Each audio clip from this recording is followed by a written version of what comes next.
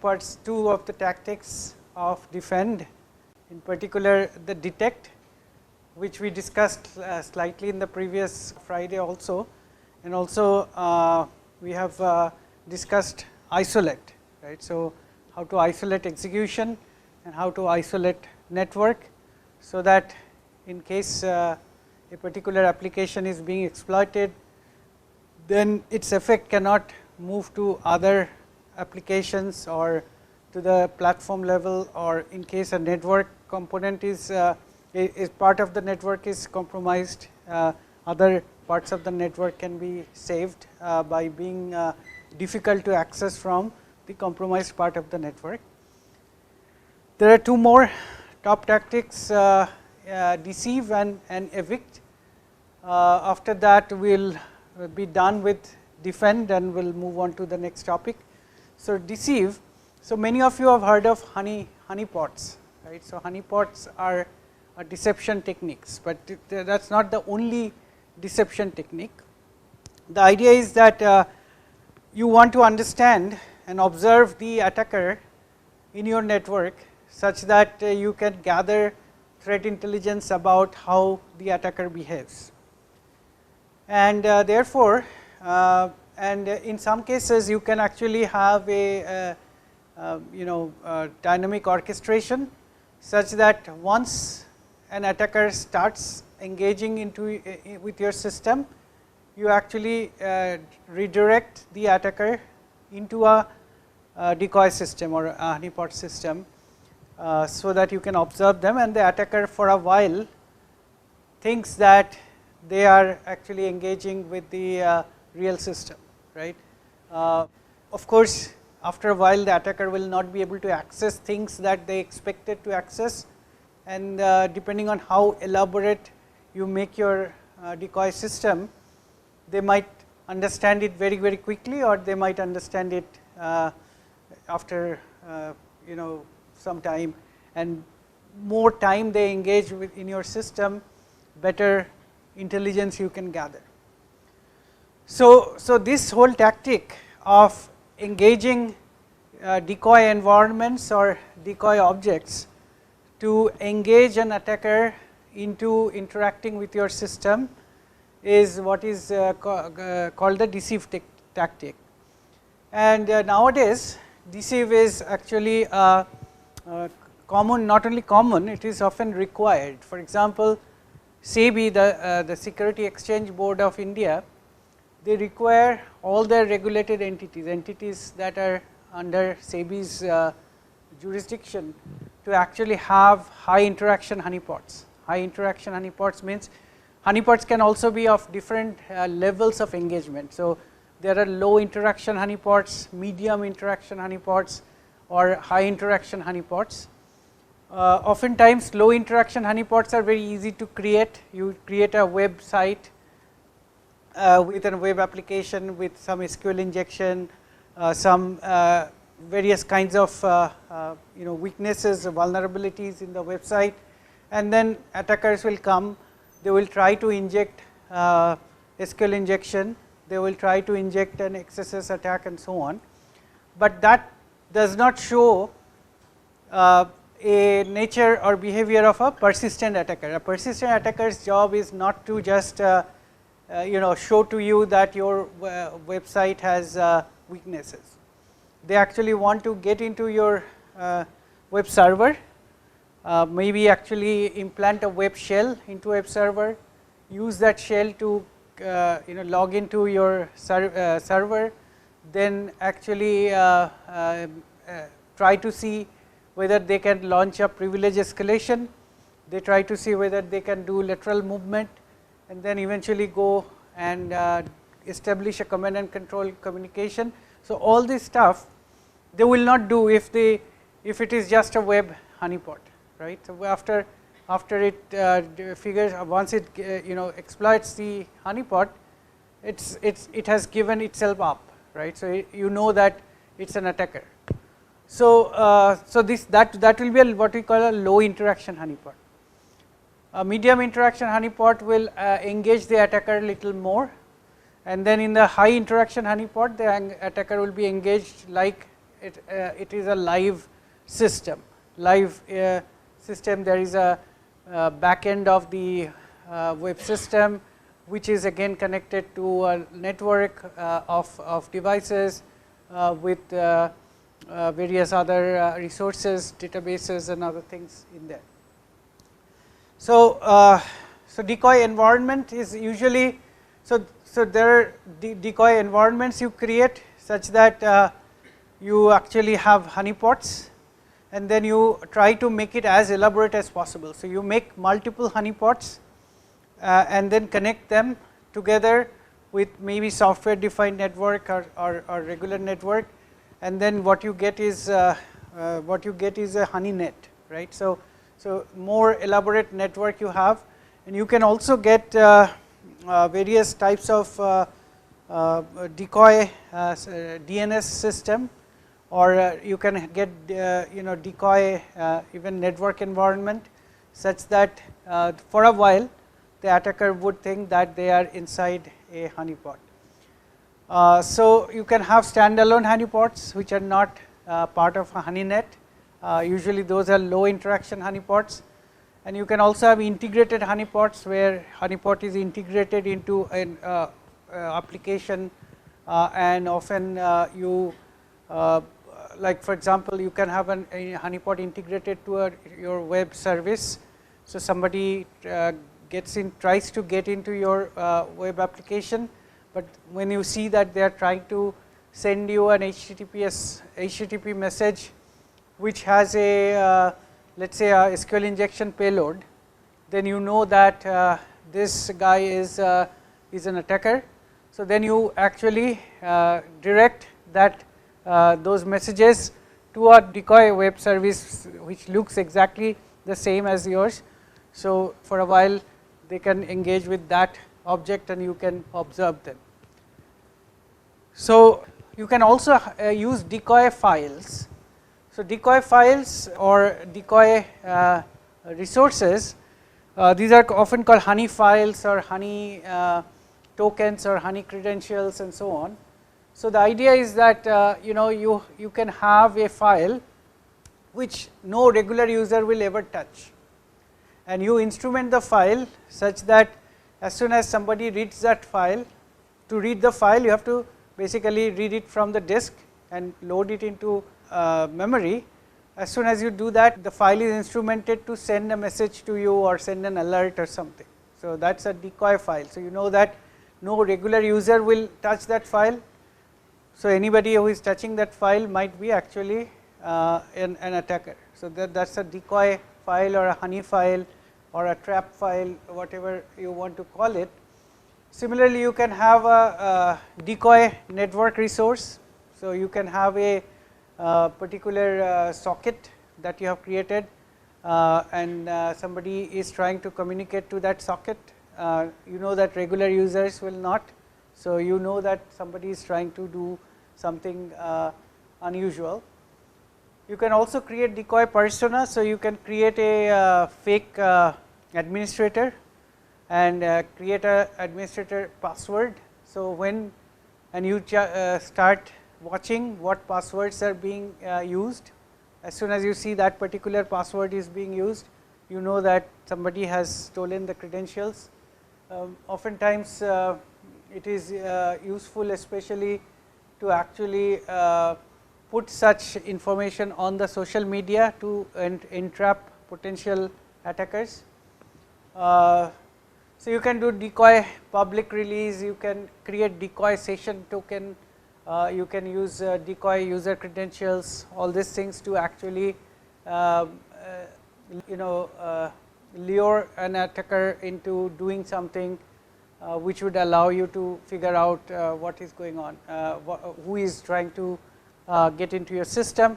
And in particular, the attackers, insider attackers are, these things are good for catching the insider attackers.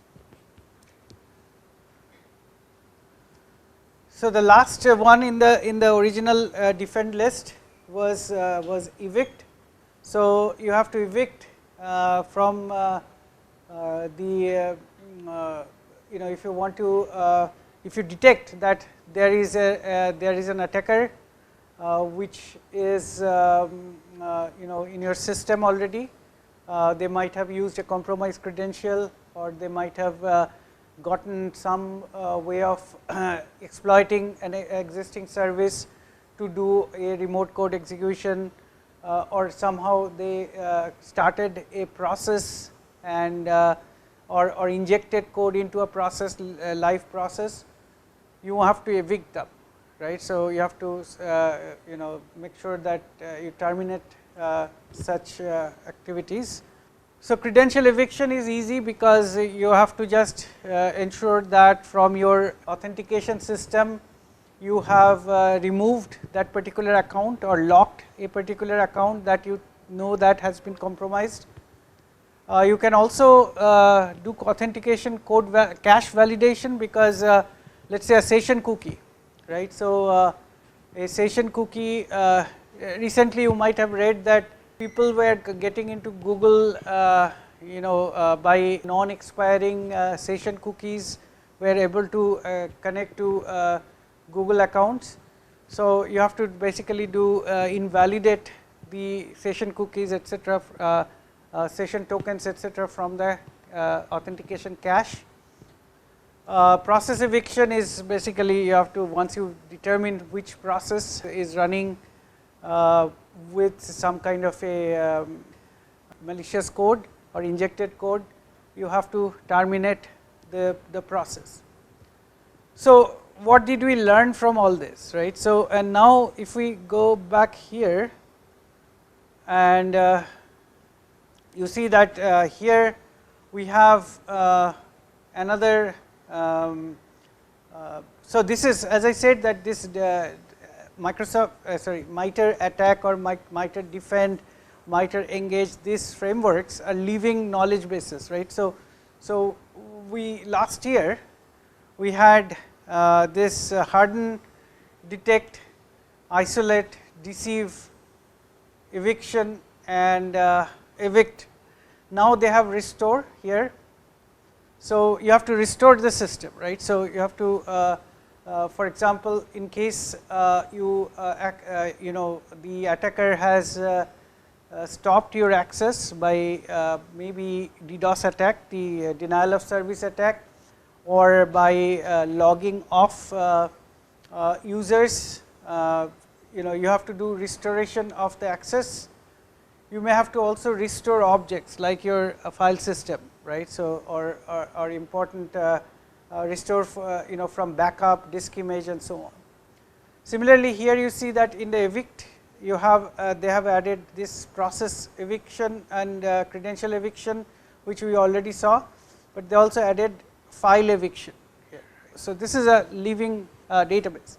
So the main point to learn here is, so you have to go in there and see what they are talking about. What does it mean for example, bootloader authentication. So how do you do bootloader authentication? You use cryptographic signatures, right.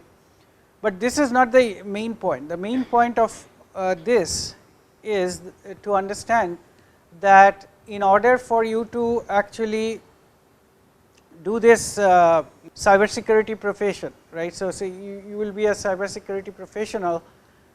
You have to understand how the attacker, how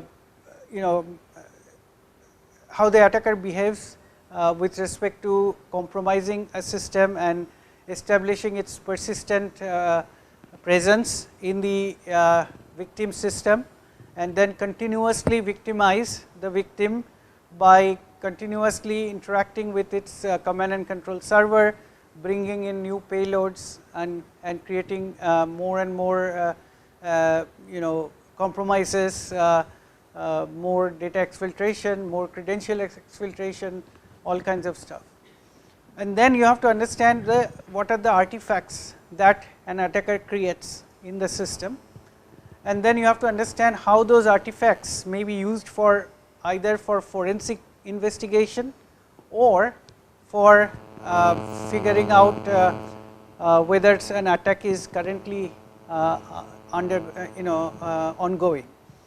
And to do that, you have to also figure out what are the things that I need to monitor, right. So, in order to do real time detection, I have to monitor files that are coming into my system. I have to look at various kinds of identifiers.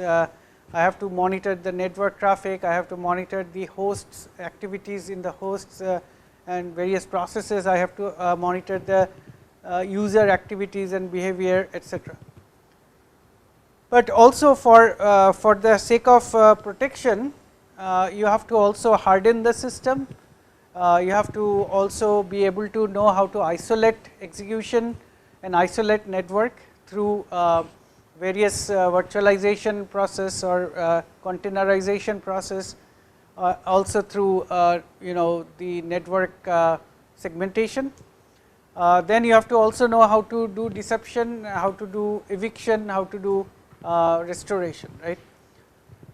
So, these together, so attack, defend and the defend artifact knowledge base together form a living knowledge base that would be very useful for anybody who is doing anything with cyber security, especially in terms of protection of an organizational infrastructure. So, that is where we will stop with respect to the DEF3ND framework. There is a lot more information here, but we will not get into that, and we will move on to the next topic, which is risk assessment. Okay, so this is and this is why I wanted to do this extra class one-on-one, because or live, because risk is very important aspect of cyber security. And if I just record it, well, even if live class only like 25% are here, so if I record it only 10% will probably listen. So, I thought I would just do it here. So, so in cyber security, earlier in the 20 years ago, people used to think, okay, so cyber security, what is cyber security? No. So, when we first started using the internet back in early 90s, we first heard of something called Morris worm in 1988. It was a graduate student who actually, there used to be a program called Finger in Unix. And what what Finger used to allow is that if I know your IP address or your computer's host name with the domain, etc., fully qualified domain name, then I can say, okay, Finger Sandeep at turing.cse.iitk.ac.in, okay. And then if Sandeep is logged in on Turing, then it would show that Sandeep is logged in, what is his shell, what shell he is using, what is his home directory, this kind of information. And then if you are not logged in, then it will say last login at this and this time on that time. So, that was the Finger. So, every Unix system used to run a service called Finger service, or we used to call, in those days in Unix, every service that was running on a port was called a daemon, right. So, it was a Finger daemon. So, Finger daemon was used by, initially 1980s, late 80s, when ARPANET became a little bit allowed in the academic institutes in the US. So, it was a close knit community, very few people were using Unix and TCP IP networking.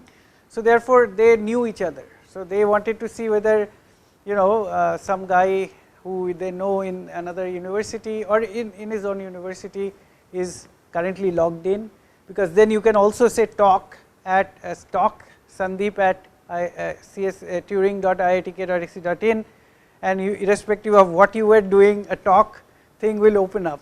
It used to be a single terminal, right. It was not like multi terminal thing. So, it will mess up your VI program and all that stuff, because your friend is sending a talk message. So all these kind of insecurities were there. So Morris worm so this guy discovered that the finger daemon had a buffer overflow. So using this buffer overflow, he actually basically did a remote code execution, and then this remote code execution in turn did the same to other machines on which it can do fingering, right. So this Morris worm was the 1988 first internet worm that people thought that, okay, so this networked computers may have a problem, that somebody remotely can mess up my work. So, but then even then after Morris worm, so the finger daemon was patched, right, and then we could still use finger daemon up until like 95, 96, 97, until they decided that this is too much, so most Unix systems disabled the finger daemon. So you cannot do finger now, like finger daemons are usually disabled. But the point is that initially people thought that, okay, so if this happens, all I need to do is that I have to put a firewall in which I will ban certain IP addresses or certain users, right. So I will have protection, because only a few people will do mischief, and if I can somehow put out the mischievous IP addresses or URLs, I am done. So initially was the idea was to do protection of the perimeter, and then around 2001-2 we started getting this malicious code, like what they call virus, right, and then people started worrying about viruses, and then we started having antivirus, right. So antivirus companies started selling antivirus, and because of Windows systems, Unix did not have that many viruses, right. So now Linux has a lot more worms and viruses, but in those days Unix did not have that much viruses. So but Windows became very popular. So basically Windows 95 was the watershed moment for Microsoft, and then it started becoming like this. So perimeter security and antivirus, these were considered the way to do security, right. So but then what started to happen is that people started bypassing the antivirus, because antivirus was signature based. So you can bypass if you can somehow bypass the signatures that are already there. Then you started also having cases where there were a virus which will sit inside your organization for machines for a long time without having been detected or having done anything, unless you actually detected through the network monitoring, right. So through network monitoring only you can see sometimes they are sending out some messages out to their command and control server and so on. So at this point you said, okay, so I need to also do network monitoring, right. Then you started seeing that cases where rootkits were coming in. Rootkits are basically malicious payload that changes the code for common system calls, common system commands like ls, ps, top, this kind of system calls that shows you what processes are running, what files are there, what kind of hidden files are there. So all these things, how many disk partitions are there, this kind of commands, right, including ls commands or df command or top command, ps command. So they rewrite those code such that the malicious code that is running, that has created a process, that has created a file, all these things will not show up when you type in ls and all that stuff. So that rootkits basically made people realize that I need to also monitor what's happening in my endpoints, right. So my endpoint might create new files, my endpoint might create change a binary that from a previous binary to new binary and so on. So people started understanding that I have to do also host monitoring, right? So host intrusion detection. So this way we started getting more and more types of attacks and more types of defense, as well as monitoring and detection, and then response. How do you respond to whatever you detect? You need to respond to that, and then eventually you want to check whether in case you get attacked, then you need to also be able to evict, restore, etc. So now the thing is that if you want to do all this in a very large organization like IIT Kanpur, let's say, it's going to be very expensive, right? So you have to have you have to do segmentation of the network, you have to put agents on every machine, every host to monitor what is going on in the hosts, and then that will create a deluge of data, that will create so much data. Now unless you process that data to figure out that something wrong is going on, there is no point, right? See, you can check your own machine, but if there are usually in an organization there will be thousands of servers which are not manned at the console, right? So those will generate the data for monitoring data that will not be able, that you will not be able to individually check whether some anomaly is going on or some alert is being generated. So you have to be able to process that data. So that's another expense, that's another activity that you have to undertake. So the expense of cyber security kept increasing, right? So it becomes like in a moderately sized company, it will probably $1 million to actually have all the software for firewalling, network monitoring. A good firewall nowadays with which can support a 10 Gbps bandwidth will probably cost you 1 crore, right? So therefore the cost is prohibitive.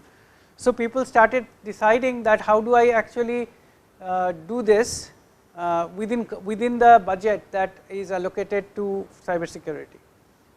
So that brought the idea of risk driven cyber security. So you do not necessarily have to put same level of security at every part of your network or every part of your organization.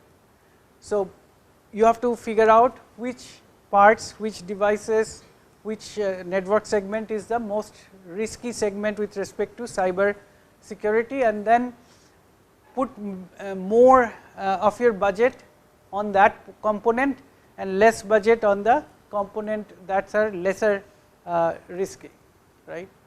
So that's what the risk assessment is all about, and that is why today when we actually go and do a cyber security analysis of an organization, first thing we do is a risk assessment. So we do a full-fledged risk assessment to figure out which assets are most risky assets and which assets are less risky assets, and where I should put my majority of my budget in cyber security. So that's the whole basic basis of this part of the course, which is risk identification and assessment for information security. So we want to know what is risk and what is involved in risk management, what is how the risk management process unfolds, and it's basically a cyclic process. You do not do this once and then done. Because risk evolves, and risk accordingly you have to always do this process. Then how do you do risk identification? What are the primary sources of risk?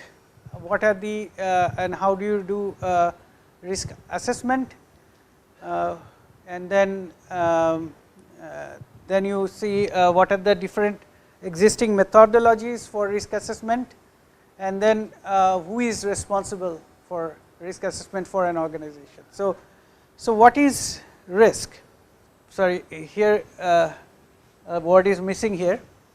So, the risk basically is an object or a person or entity that represent a danger or harm or loss to an asset, and it may be qualified with a scoring method, right. So, risk is basically some kind of a measure of a harm that can come your way or to come in the way of an asset.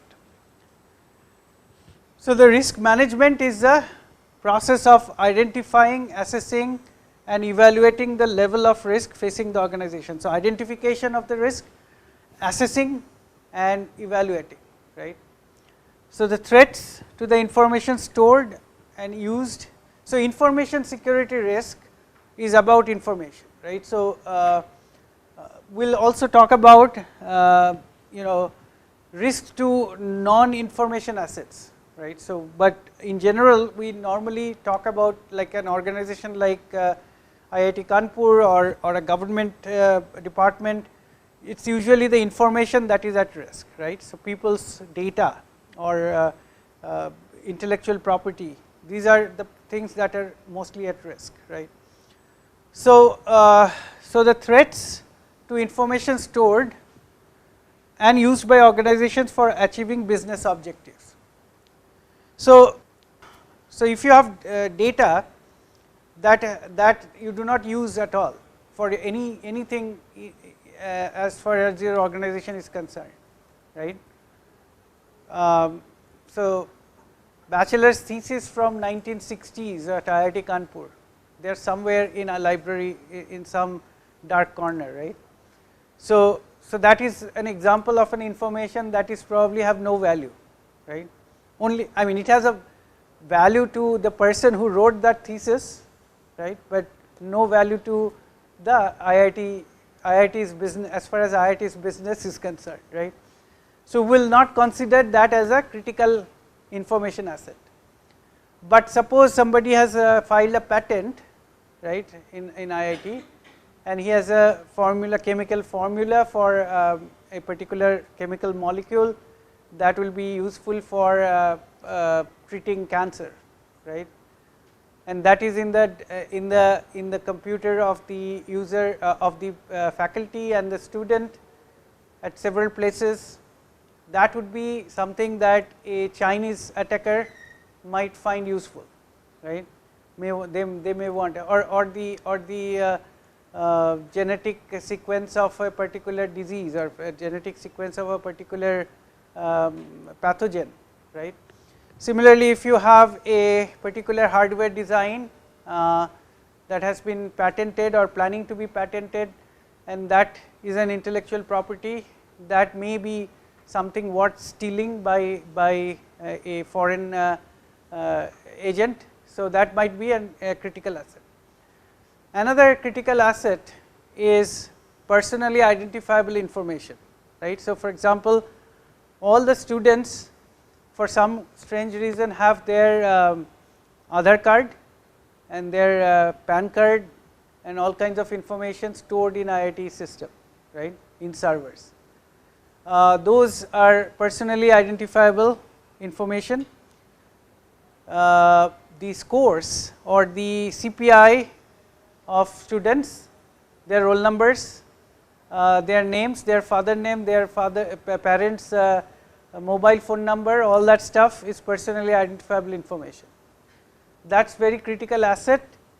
Why is it critical? Yesterday it was not critical, but today it is critical because the DPDP Act, right. The DPDP Act says that in any organization that loses this kind of information, personally identifiable information which they collected, will be fined up to 250 crores, right. So, 250 crores fine if it happens. Of course, they will not fine that much to an academic institution, but if an organization is found responsible for negligence to protect that such data, the fine can go up to that level, right.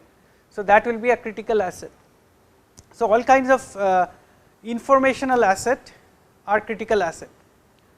Now, what else is critical asset in IIT Kanpur?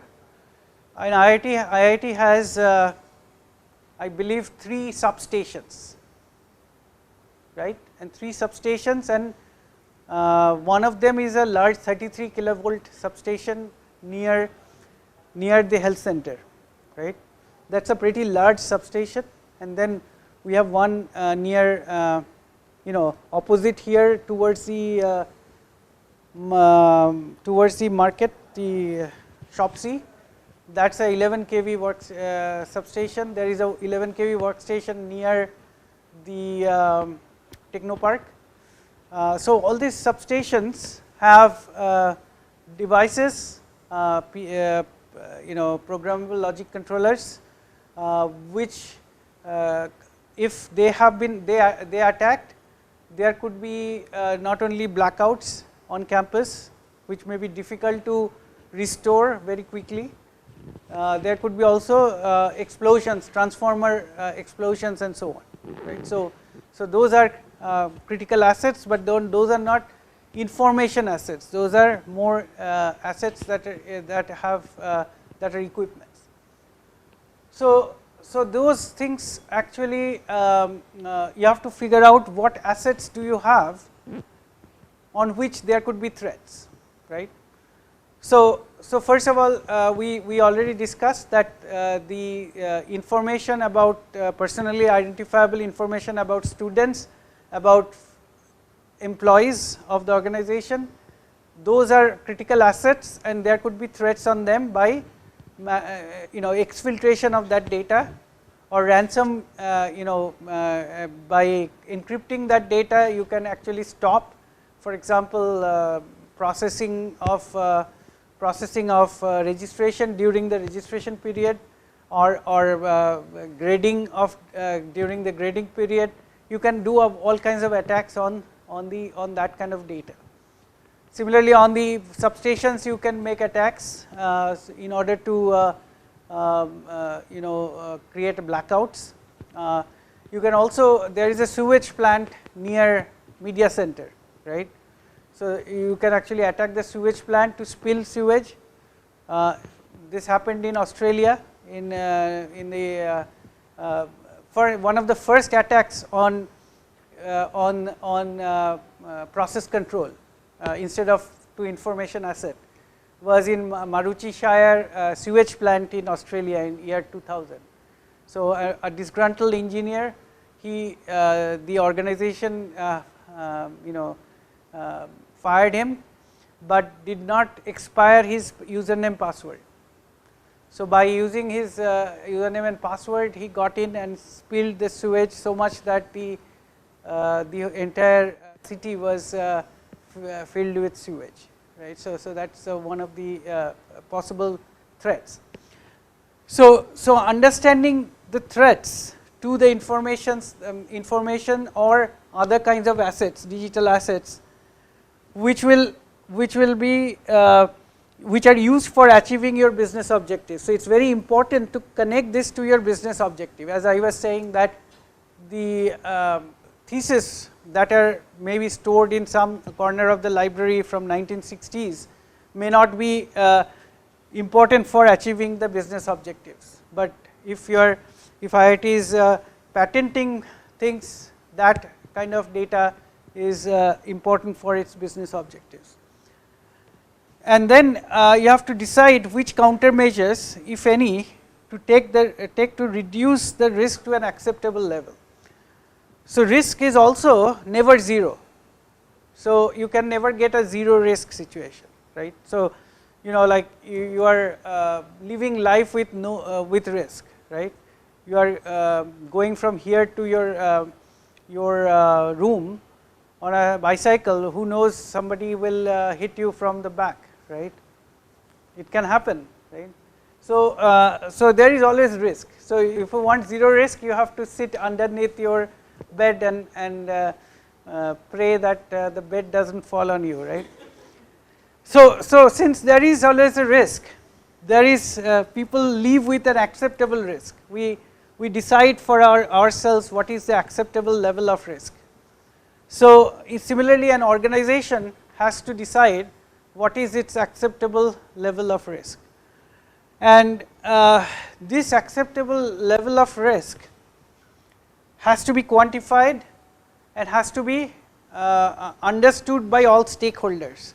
So, at the board level, for example, in a company, this kind of decisions has to be made that this is a level of acceptable risk. For example, if you can quantify the risk in terms of money, you can say, okay, I am okay with maybe a loss of $1 million, but if the loss is above $1 million, it is not acceptable. So, I have to do do my risk management in such a way, so that the loss is never above that level, right.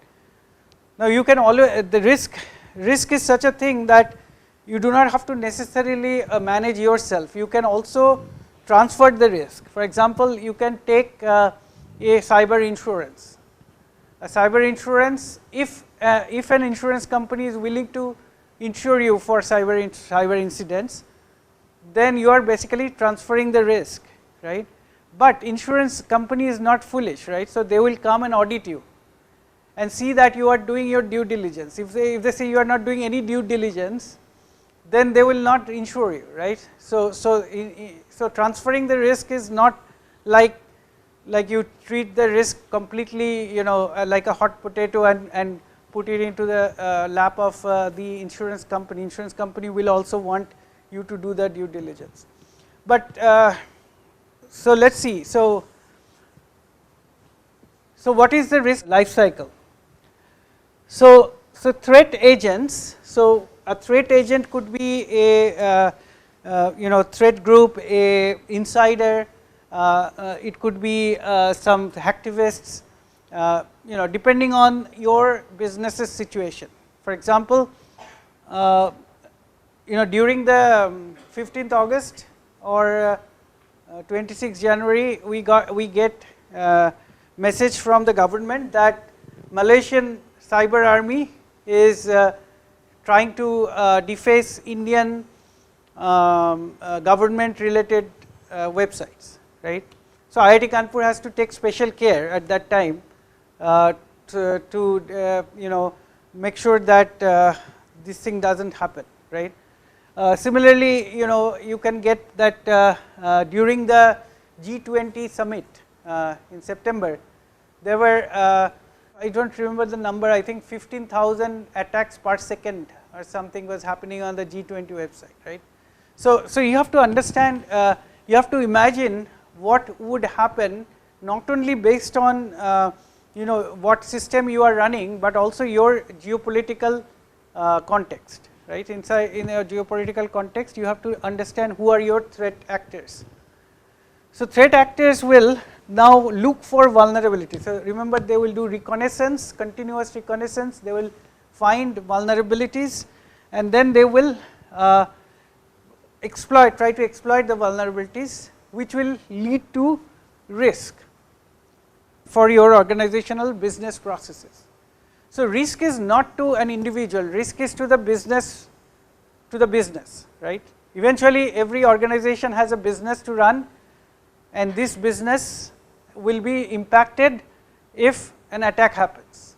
Now, if the attack is small, like defacing of a website, which is not an important website, maybe the risk is very small. But if it is the main website through which the organization does its business, if that website gets attacked, it might have a huge financial impact, right. So, depending on what vulnerability has been exploited on which system, your risk will be different. Now, the risk is usually going to impact the assets which are involved into a business process. Not every asset is involved in every business process. For example, IIT Kanpur's main website is hardly involved in any business process of IIT Kanpur, but Pingla is extremely important for business process of IIT Kanpur, because we are a student, IIT Kanpur is there for student activities, right, courses, registration, leave, all this stuff. So, if Pingla gets attacked, the impact on IIT Kanpur's business is lot more than if the main website gets attacked. Similarly, if the office automation gets attacked, it's probably not so much for students, but for faculty, it might be a big problem. So, they might not be able to do a certain few things. So, which asset gets exploited will decide what is your exposure in terms of business losses, right. And then if the exposure is high, so you determine that the exposure is high, then you decide on the countermeasure. So, Pingla has to be protected really well, whereas the main website is not going to affect the business, but there is also a reputational cost, right. See, if IIT Kanpur's website suddenly shows that Malaysian cyber army has now taken over this website, that is not good for IIT Kanpur's image, right. So, there is a reputational cost. So, I would not completely discount the exposure if IIT Kanpur's main website gets hacked, but certainly Pingla getting hacked will actually create a lot of more exposure, right. So now you have to decide, if I have $1,000 to decide between the two, so I have to decide what is the exposure ratio, like is it 60-40, is it 30-40, 30-70, is it 50-50, like that, and accordingly I will do the safeguarding, right. I will spend money on safeguarding. So, I will be doing the countermeasures. After doing the countermeasure, I cannot just go to sleep, right, because I have to now see whether now after putting the countermeasure, whether the threat agents can still exploit my vulnerability, because having a firewall does not mean that they cannot circumvent the firewall, or having an antivirus does not mean that they will not create a virus that will be evading that antivirus, right. So, I have to still continue this cycle. So, this is what the risk life cycle is about, and this is how a cybersecurity professional lives in fear, in extreme fear, sleepless nights, right. So, this is basically from a risk perspective. So, you identify risk. How do you identify risk? You identify threat agents, you identify vulnerabilities, right, and you identify various ways threats can come from the threat agents, and then you assess risk. To assess risk, not only you need to know what is my threat, what are my threats, and what are the vulnerabilities. Also, I have to know what are the impacts, what is the exposure created by an attack. So, when you assess the risk, then you in the meantime you have to know what is your acceptable risk. So, you have to decide what is your acceptable risk, and this decision is not your decision as a cybersecurity professional, this is a decision by the business guys, the board level guys. Once you know that, you have to select strategy, that how am I going to reduce the risk to this level, to the acceptable risk level, and then I have to implement those controls or those countermeasures, and then I have to monitor that the countermeasures are working and the risk is at the lower level. Then I have to evaluate and adjust based on what I get from the monitoring, and then I have to continue again to keep identifying the risk. So, with the new countermeasures, I might have reduced the risk now for now, but tomorrow there may be another risk that may come up, right. So, for example, if you are reading the news all the time, or cybersecurity news, you will see that today there is a new vulnerability in Microsoft Exchange, tomorrow there will be a new vulnerability in a MoveIt file copying system, which is extensively used by companies. Day after tomorrow there will be some vulnerability in some firewall. So, there will always be new threats, new vulnerabilities, new risks, right. So, therefore, I have to continue on this cycle forever.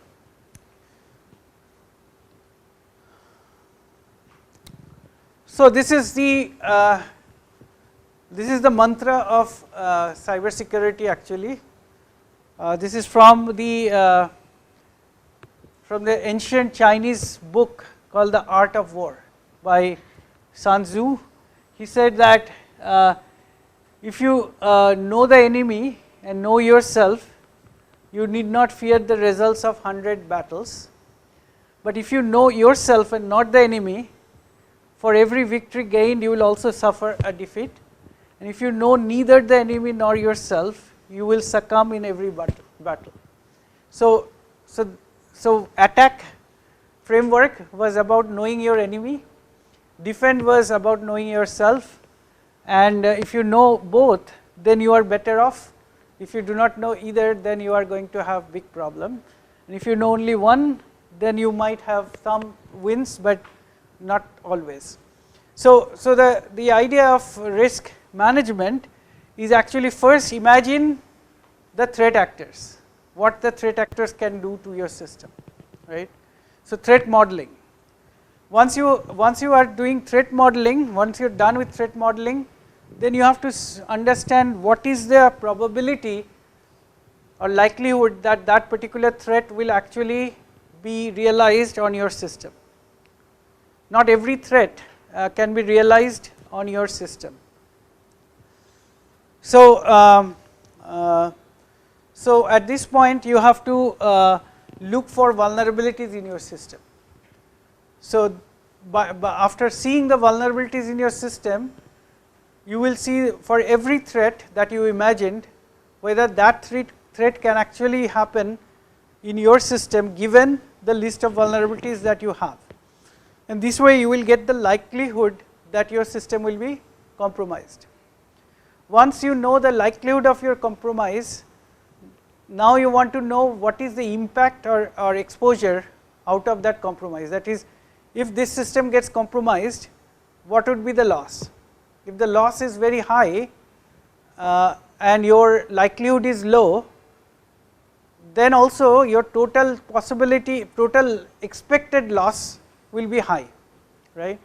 But if your exposure is very low and likelihood is high, then does not necessarily mean that your overall expected loss will be high. So you have to decide that and that will give you the risk figure, right. Okay, so now so the formula for risk is basically threat times vulnerability times impact, right, or exposure or consequence. So and when I say threat times vulnerability, I do not mean that these are quantities, right. Threat is not a quantity, threat is a concept. Vulnerability is is also not a quantity. So when they write threat times vulnerability, what they mean is the likelihood that a particular threat will be realized by a particular vulnerability. By exploiting that vulnerability, this threat can be realized. So for example, if I have a threat of data exfiltration, so let us say the threat is data exfiltration, and you have a SQL injection in the web page or on the web application, then you will say that okay, this is highly likely that somebody will find the SQL injection and exfiltrate the complete database by writing a suitable SQL query, right. So but in case there is no database and your threat is data exfiltration, then that cannot happen. Or if there is a database, but after many tests you do not find a single vulnerability that can be used to exfiltrate data from the database, then you will say the likelihood is very low or close to 0, right. Now suppose the database contains only a list of items in the library, right. Then even if there is a data exfiltration, the consequence is very low, right. Who cares? I mean, it is not a personally identifiable information, it is just the database of books in library, so I would not care too much, right. So in that case the likelihood may be high, but the consequence is very low, right. So in that case total risk is low. So you have to basically figure out how to calculate the risk in terms of likelihood of a particular breach and the consequence of that breach, what would be the consequence. But we will get to that formula later, right now let us look at the life cycle of the risk. So, first thing is the identification of risk, right. So, to do the identification of risk, first thing we have to understand is risk is to the business processes, right. Like whatever business processes an organization is supposed to carry out, if it is a let us say e-commerce business, then they are supposed to run their website to take orders and then fulfill the orders through their order fulfillment system, and then to deliver through their delivery system, right. In that case, the attacks could be either on their e-commerce website, or it could be on their inventory system, or it could be in their order fulfillment system, or it could be in their delivery tracking system or something, right. So, attacks can be in one of these. Now, when you are thinking in terms of these, you have to see what assets are involved in each of these. So, in the e-commerce system, for example, they might be having a bunch of servers on which their databases are there. They are running load balancer, because a lot of customers are coming to these websites. So, they have number of different applications, they have number of different machines, maybe Linux, Windows, whatever. They have maybe MySQL database, or they may have Oracle database. So, these are all their assets which are involved in the e-commerce front end business process. In their inventory business process, they may have a different set of servers and different set of devices that can scan QR code, or to keep inventory. They may have different devices for inventory workers to update the inventory as they dispatch things and all that stuff. So, there will be a different set of software, applications, devices, servers, etc. involved, network devices and all that. Then for the order delivery tracking system, they have a different set of applications and different set of servers. So, depending on where the threat is the threat on this business process or that business process, the assets will be different. The assets, some of the assets may be common also, maybe the same server is being used to track inventory as well as to track the delivery, right. So, servers may be common in both, but you have to know which assets are involved in what business process, because your threats will come to the business process. So, then you will say, okay, if this threat comes on this business process, then I have to it must be that this asset will be impacted. So, you have to identify, classify and prioritize the organization's information assets or digital assets.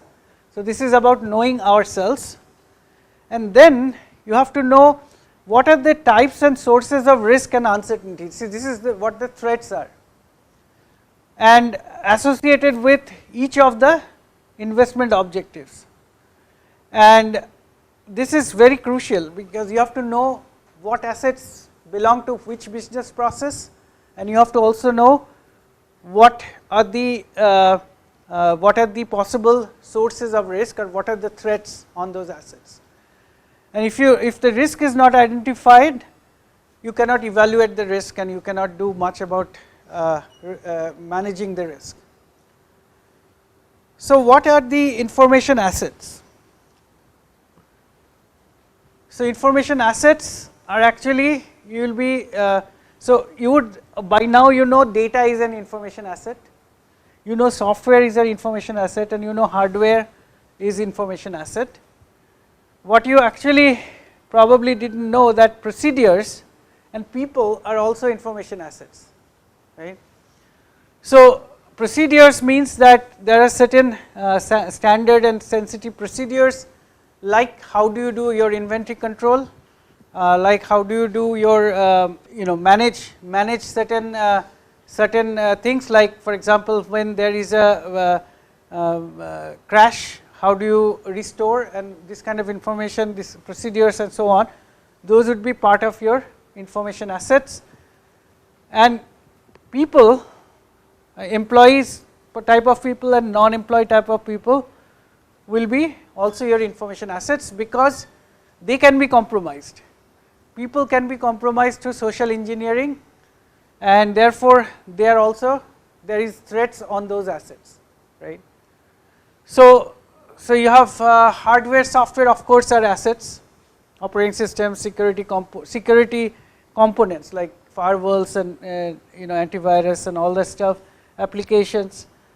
This is a spelling mistake, this is devices, C, and network, and then there are transmission, process, storage, etc. And then you can have also this network borne threats. So we are only interested in this part of the network based attacks, virus infection, unauthorized access, etc. So we are only interested in this type of threats, we are not interested in this type of threats. But most organizations actually consider cyber risk as part of the overall risk, right. So usually chief risk officer is the boss of the cyber chief information security officer, right, because chief risk officer has to also consider all these other risks, right, and then has to always continue to compute what is the risk, current risk to the organization, and also they have to compute the risk to various business processes separately as well, and then overall risk. And one of the risk component is cyber risk, and it's gradually becoming more and more prominent source of risk is cyber, right. But in the context of overall risk to an organization, you have to consider all the other possible risks. So for each identified component and risk which has a clearly significant or possibly significant position, it should be assessed to establish either qualitatively or quantitatively in terms of loss, right. So usually it's easiest to actually talk about risk in monetary figure, dollar or whatever, rupees or whatever, because that people understand, especially board level people, they understand that better, right. So they understand, if you say that if you do not do this control, you might, in case of an attack like this, you might have a 100 crore loss, right. So they understand that better than if you just say that PII will be compromised, because for them it does not matter. But if you say, if you lose PII, you will have a 100 crore fine from the regulator, then they will understand, and they will then budget, give you the budget for that risk. So risk assessment, so identification of risk does not give you the assessment of the risk, because now I have to assess the risk in terms of dollars or in terms of rupees or whatever, right. So assessing the risk is the process of determining the likelihood of a threat being realized or exercised on a vulnerability. Likelihood means probability, right. So and then impact of that compromise, right. So if the impact is low, let us say you have a desktop of the front office person who greets the visitors. So his or her desktop may be connected to your network, but it may be connected to a insignificant VLAN which is not connected to the rest of the servers, etc., right. And then she has no privilege or anything on her, even on her machine or his machine. Now that machine may be actually running Windows 7, right, and as soon as you see Windows 7, you know that it will be compromised any day, right. So likelihood is almost 100%, right, but impact is close to 0, right, because if that device gets compromised, not much data is there on that, and then this is connected to a VLAN which is not connected to any of the other critical servers or even computers of the scientists or engineers of the organization, right. It's a different network getting from that network to another network requires you two-factor authentication, strong firewall, etc. So you can put that risk to be close to 0, even though the likelihood is almost 100%, right. And suppose you have a server which has personally identifiable information of all students, and it is very highly protected, but you know that there is a vulnerability that you could not patch yet, because because maybe the firewall company has not dispatched a patch. So for a couple of days you have to run without that patch, but you think that not a whole lot of people are using this patch, are exploiting this vulnerability, or maybe you found that this vulnerability is very hard to exploit, you have to be really expert to exploit.